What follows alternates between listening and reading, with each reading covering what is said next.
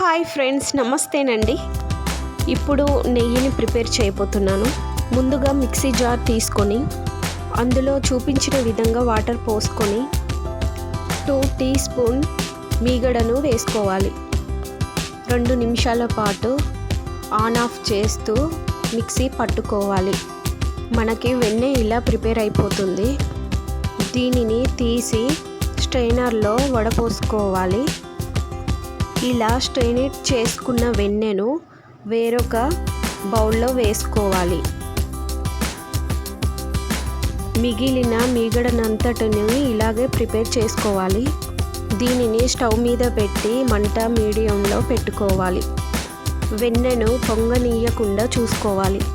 వెన్నె మొత్తం కరిగిపోయి నెయ్యి పైకి తేలినాక ఇలా గోల్డెన్ కలర్లోకి మారుతుంది. అప్పుడు స్టవ్ ఆఫ్ చేసుకొని ఒక కంటైనర్ బాక్స్లో ఈ నెయ్యిని వడపోసుకొని చల్లారాక ఫ్రిడ్జ్లో స్టోర్ చేసుకోవాలి. అంతేనండి, ఎంతో రుచికరమైన నెయ్యి ఇంట్లోనే ఇలా ప్రిపేర్ చేసుకోవచ్చండి.